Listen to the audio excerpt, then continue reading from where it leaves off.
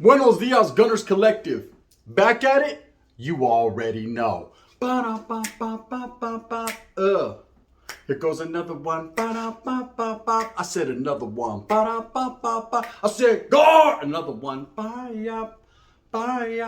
Orderly, do you see the thumbnail? Yes, indeedy. Two of the baddest individuals ever to come out of Merced, my city, created by the dope sound. Now, in a menudo style and direct fashion, I have a few stories to tell you. Funny stories, sad stories, feel-good stories. You just never know what type of stories I'm going to tell, but they're definitely real stories. No added preservatives, none of that fakery right here. We're getting down today on Gunners Collective, and I'm going to tell you how these two individuals have impacted my life, how they changed the mentality of the way I was thinking, and some funny shit that happened along the way. Now, those two individuals right there, one of them's from my neighborhood, from my barrio, right? One of them, me and him go way back like a heart. I actually go way back with both these individuals, but one of them goes way back with me. I done slept on his couch before. He done slept on mine.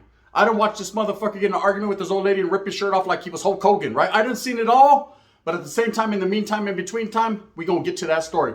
The other individual, who's a little bit of a darker individual, you could tell with the huelga burn on his eye, was from the other side. He was an enemigo at that time. He was what we considered the opposition. He was my op, but he was a righteous op. Now, when I say a righteous op, it's because we respected him. See, the way I lived, the way I was brought up and I was taught up, they're not an opposition if they pose no threat. They're really not an opposition if you don't respect them. You need to respect your ops. I tell the youngsters all day, man, I don't care about that fool. He's a poop butt. Then why are you tripping on him then? If he's a poop butt, let a poop butt poop, right? But no, you got to respect the opposition because they'll bring your cranium. And that's what it is. Now, look, the homeboy soldier boy from my hood, right?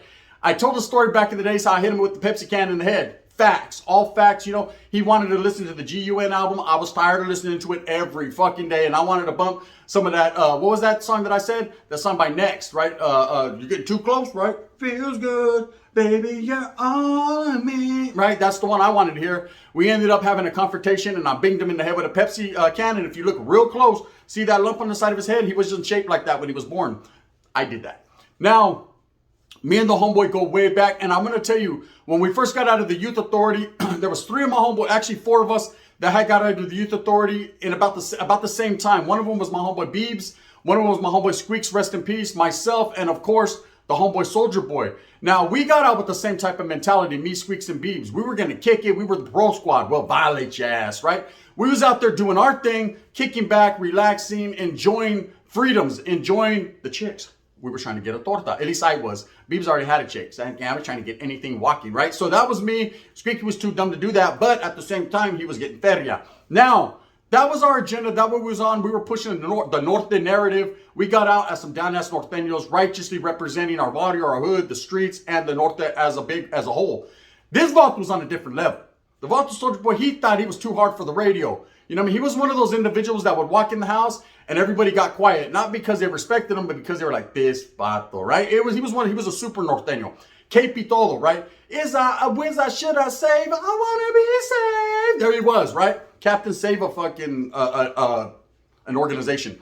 Anyways, he comes in, and I remember us seeing him, and we're like, this fool, right? And his brother was a righteous, good homeboy. He was actually like, I would call him a big homie, not because he was doing big things, but because he had been from the water. He was one of the main homeboys. His block, his house where he lived on was the heart of the hood, right? He was just well known, was a knockout artist, and a lot of people respected him. And I respected him, man. He always had some good knowledge you couldn't get in college. That was my homeboy, Big Baby, right? But now his brother had got out and he was living off his brother's name.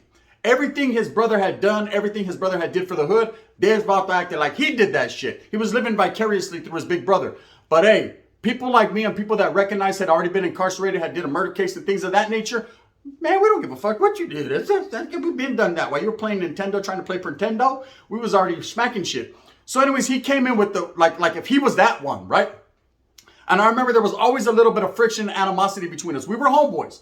Don't get me wrong. I'm sure some of you guys could identify and agree. You got homeboys from your Vato. You guys are homies. You died for this Vato, but at the same time, you don't like them.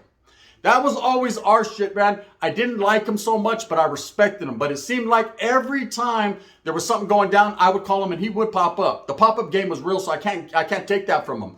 You know, now he'd pop up and try to reorganize the whole shit what we got going on. Hey, soldier, get over here right now. The vatos are tripping. They were about to slip the clipping. All right, yeah, we'll wait, right? Boom. He'd get over there and he'd be like, no. Now this is the way it's going to go, homie. Like, what the fuck you mean this is the way it's going to go? Go home then. That's the way that's going to go, right? This is how this is going to go. He was one of those guys. He thought he was a leader that wasn't a leader that thought he was, right? It was imaginary. It was fairy dust. It was in his own dreams. Anyway, so I remember one day, and I've told this story a little bit, but let me elaborate, right? We're going to kick back. We're going to go kick back at the opposition, which was the north side of Merced at that time. Lofbro, RBL, all these cats, they were the enemigos of us. At this time, now it's all good in the hood. But back then, man, it was funk season, the 90s, right? Late 90s. We're talking about 97, 98.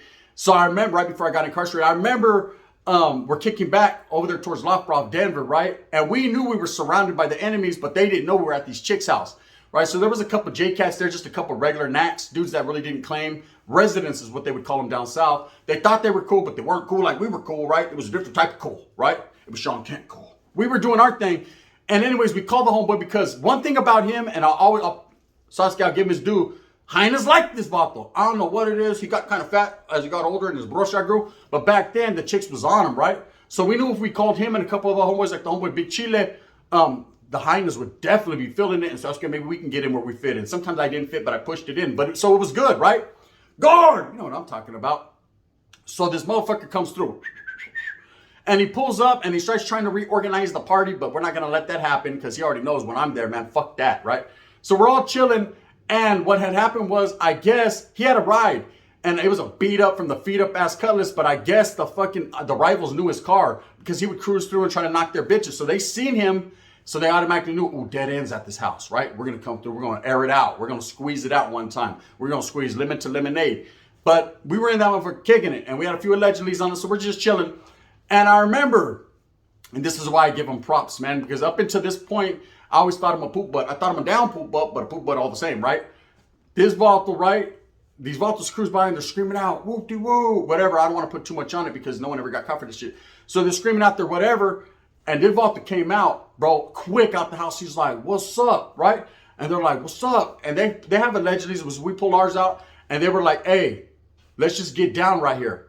And one of my homeboys is a black homeboy. I'm not going to say his name because he's still doing his thing. He comes out and he's like, look, he knows some of them, but we all know each other. You know, we're from the same city. It's not a big town, right? But we're the oppositions. So it's like, what's up, man? You guys want to take fades? And we were all taking fades in the front yard. And one thing I could say about this dude, Soldier, now I know why they call him Soldier. I had never seen him a fight until that time. I didn't seen him take flight on people I didn't seen him side bust a motherfucker from the side of the head and knock a motherfucker out. But I never seen him come from the shoulders one-on-one. This vato was like, nah, I'll take everybody, Holmes, one-on-one. I was like, look at that, super Nortenos.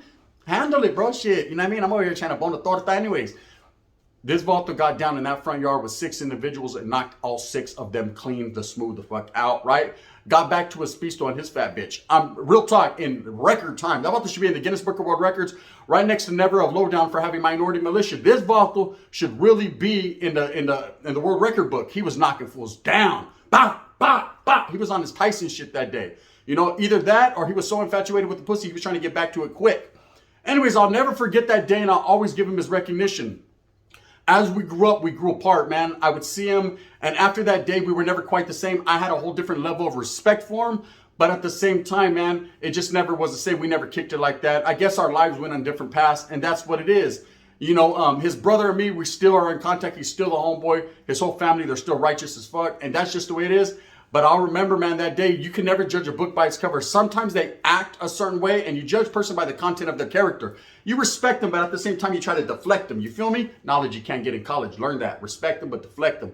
Now, real talk, I gained a whole different amount of level of respect, and it took that to that point to see that he was really about the homeboys and not just himself, because I always thought him arrogant. And that's just the way it is. Now, the other guy, and I'm going to tell you how they correlate having been on a thumbnail together. The other guy was a op. He was a righteous op. You see how I slowed down? Righteous. He was the king. He was the King Von of his shit, only without all the cases, right? This guy was always in and out of prison as he got older and became that somebody, right? But prior to that, he was one of the ones from his neighborhood that we always were on lookout for, that we always had to watch our back for, because he was that one. So let me tell you about a funny story, and then we'll get into some real righteous shit. So his stepfather used to be a tattoo artist. He used to own a tattoo shop downtown Merced called Tattoo Time or something. It was around for a little while, lasted a couple of years, fell off, right? Because there were some crazy incidences that happened there. But I remember one day I wanted to get this right here, this W and this S right here, right? On my arm.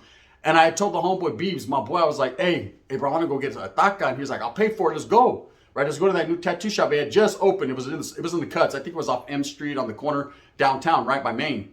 And I was like, let's go. So we went over there. So I'm getting tacked by this white, crazy looking white dude with long hair, all tacked on his face. He's getting down. He's chopping it up with us. And then he mentions his stepson. He goes, yeah, my stepson, you know, he's from a barrio out here. He's pretty well known. I said, well, who is he? You know, shit, I don't know him. You know what I mean? To what degree? A white guy is from our hood, right? He goes, nah, he's from RBL. And my ears, my antennas went, ding, ding, ding. What the fuck you mean RBL? That's it, Rebels Before Locals, right? And I was like, oh man, that was a distant play off our name. So I was like, who's this cat? He says, he's Moki. Moki, right? Oh, hell no, right? This was the biggest opposition over there. Not that he was the main one or anything like that. I don't want to put that on his plato. One thing I'm going to say though for sure is he was definitely a hitter. He was definitely a well-known individual from there. He was someone that we did not like. Now, at that particular time, I'm not going to say what homeboy because I don't want to get him in trouble with this old lady, but there was a homeboy that was boning his old lady who was this chick at this one time. She ended up catching a murder case, and she's all bad out of the way, right? So he really didn't like us, right? So we're kicking back, and what do you know? He had a yellow Impala 64 back in the days that everybody knew it had a primer spot from the time that I gave him the business. He's cruising up and down. And his dad goes, hey, there he is right there. And now I'm getting the West Side tatted on my arm. He hated the West, something now. Don't tell nobody, okay, right? We're doing our thing. My homeboy's right there. He's like, hey, there's that fool right there.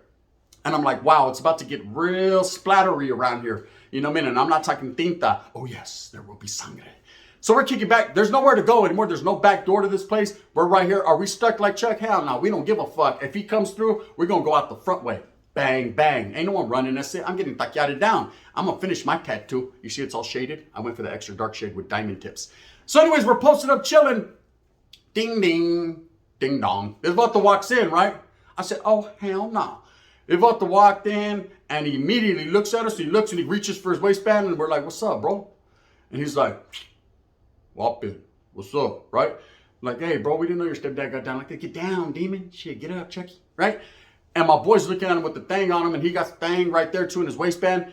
And we actually had a conversation. I remember, and the conversation was more how we could work to ease the tension between our barrios and how it shouldn't be like this, and how motherfuckers are all Nortenos at the same time. Homes, it shouldn't be red on red, but you know it is the way it is.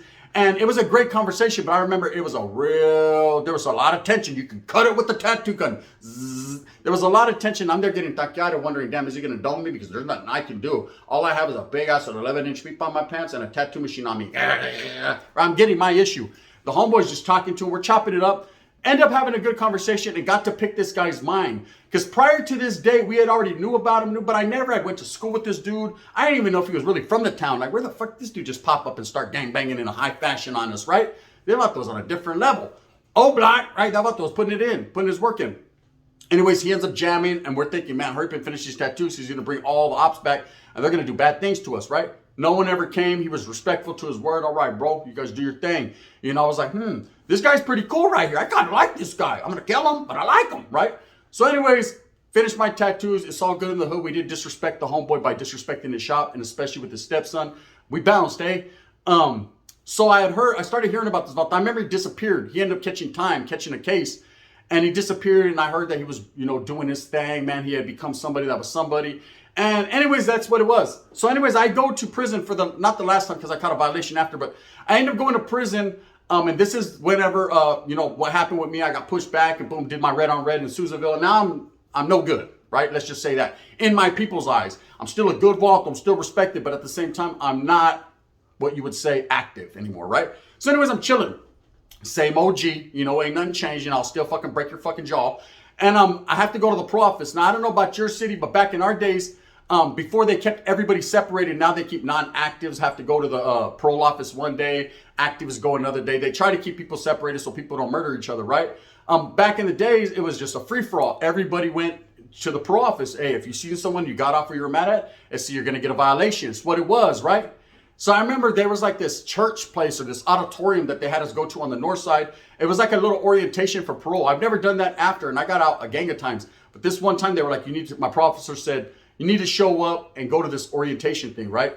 So I remember I'm standing in the front and I'm paranoid that I'm motherfucker. I'm looking around because I ain't got no strap on me, no nothing, because I'm at a pro office. It's like a parole thing. So I can't be, maybe I could. I don't know, but I did it, and I was slipping. And so I'm looking like, damn, man, come on, God forbid someone pulls up and I just got to get off and go back, right? And there's a whole bunch of just regular dudes, couple black dudes, couple woods brothers, there's a couple white boys, Asian. No one really that poses any type of threat, right there. Everyone's just chopping it up. They gave out free donuts and coffee. Vatos are drinking their chanate and eating a donut, eating a bagel. Bagalization is real, right? They're doing their thing. And I'm like that, like a soldado, just ready, a non-active soldado, right? Whatever. And boom, a car pulls up, a cutty. They pull up and I'm like, damn, here we go. I already knew it. And Smokey gets off, right? Big old welly got bird and everything. I'm like, all right, well, I'm going to Tracy. You already know what it is. Because the first moment this dude looks sideways at me, I'm going to knock his eyes straight. He's going to get his V8 this morning. Believe that, right? So I'm right there in the front, posted up, and he comes walking in. He's like, Gunner. I'm like, what's up, Gunner? He's like, because now you got to understand, this is now years later, and there's no more red on red. There's no more, we're not enemies. Our hoods don't fight anymore, We took our fucking licks and we kept on ticking. We're now older now, but at the same time, we were both in the mix heavily. He had been in prison in the mix. I had been on the guys in the mix. They went to prison in the mix and then got up out the mix, right? So I don't know to what position he was in. And even to this day, I don't know what position he's in, man. So I'm only going to speak highly of his name because I don't have no bad shit to tell. But anyway, so the Vato, he comes mobbing up. He's like, what's up, fool? I'm like, what's up? And I'm waiting for him to say any fucking thing that gives me that feeling so I can flight, right? And he's like, what's up? I said, he said, I just got the bay. I said, is that right? I said, I got out of Susanville. He goes, that's right. He said, I heard what happened. I said, did you? He said, yeah, bullshit, bro. And I said, yeah, it be like that sometimes. I said, you know what it is. He said, nah, it's all good, homie. He said, look, I ain't tripping, brother. He said, I'm going to do me, you do you. But at the same time, man, look at all these knacks over here. And I go, I know. And he started focusing on them and he wasn't tripping. Now, there was a little tension there the whole time, right? But we were chopping up, conversating. We started reminiscing, talking about old school shit way back in the days. Who shot who and who didn't shoot who, right? And I'm not telling them too much because I don't know if he's working with the Fed. But, we're just doing what we does, cuz. And he was a good vato, man. He was a good vato. And a lot of the things that we did, we struggled and strived a lot of years for the same exact movement, for the same exact thing. We were like fucking two peas in a pod. We were exactly the same, only he was darker and I looked better. But at the end of the day, we definitely had some of the same mindsets and some of the same concepts of thinking. We got educated and laced up by real ones because he was telling me a lot of the shit that I didn't know. So anyways, here's how these two dudes correlate, right? These guys were both righteous within their neighborhood. Soldier Boy, like I said, man, wanted to be the leader of the pack, right? That's just what he wanted to be. And in his own mind, we let him believe that. But really, in real life, he was nothing of the sort, right? Respects to the homie. He's still my homeboy to this day. And he'll even tell you, man, this motherfucker Gunner's crazy, right? But that's the boy, right? That's the boy. Now, the other one right there, he was righteously someone within his hood that was held in high regards and still might be that way. I don't know his status. I don't know where he's at nowadays. Respects. But I remember these two vatos, man, and I wasn't there, so I can't really say for sure who won. But I heard that they had got off with each other, that these two dudes had hated each other. There was an underlying burning fucking feeling amongst each other because of who they were and that they wanted to see each other. Even after all the red on red was over, after all that, it was a personal thing, right? And from what I heard, and this is what I heard, right? That they end up catching each other right there at the Merced Mall parking lot, and Smokey put dick beaters all over this guy. Now, I knew Soldier to be a G and to knock people off their... I told you he should hold the world record, right? But at the same time, they said Smokes did him dirty, right? I'll never know. One thing I will say about these two individuals, they were two well-respected individuals from Merced. I won't say legendary status. I hate when people say that, oh, they're legends. Maybe Soldier Boy in his own mind, but these two guys were definitely real ones from the 90s. Two dudes that put in the work. Two dudes that really were held in high regard within their hoods. And I will say, in my lifetime, I've had two real ops that I could say were no joke. And that dude right there, Smokes, was one of them, And not because he ever did something bad to me, is because he made me look over my shoulders a couple times. Just because I knew the mindset that he had. And when I really got to sit down and have a fucking real conversation with the homeboy righteously, I found out that, he was one to be feared. Absolutely. He was about that business. Now, the other dude, Soldier Boy, ain't no one ever feared him. I kicked him in the butt. You know what I mean? I'm gonna smash. The next time he comes at me, I'll smash a fucking Bud Light can over his head. He better watch out, right? He better not cry, because I'm telling you why. Gunner Loc is coming to town, and when I do, I does. Cuz now on power, I'm gonna say this from my chest. I want to thank all my subscribers who've righteously been rocking with me, listening to my stories, because they're all real, man. For anybody who's out there saying anything about me, hey, I pray for you every night, man, and I hope that you get better. You know, if you notice, I'm not making videos. I'm not doing none of that, man. It's not really worth my time. That's it. What really is worth my time, man, is entertaining the gente, the people, the raza, and all the people that function and fuck with me. That's what I'm going to continue to do. With that being said, I hope that you move smooth with a purpose, get everything that you want coming to you. Remember, at the end of the day, it's all about the strive and struggle and the struggle to strive. We're going to continue to do what we does, cousin, right here on Gunners Collective. If you like it, hit that like and subscribe. Make sure you touch that notification bell and press all. And if you like it, throw that thumbs up. If you don't, put them thumbs down. See, heavy is the head that wears the crown. I'm going to continue to strive and struggle to strive for what I truly believe in, and that's providing the best entertainment I possibly can. Hey, tap in with all the Raza channels. They're going to tell you a whole lot. Some will make sense, some fucking won't at all. Lies. The gun. Bang, bang.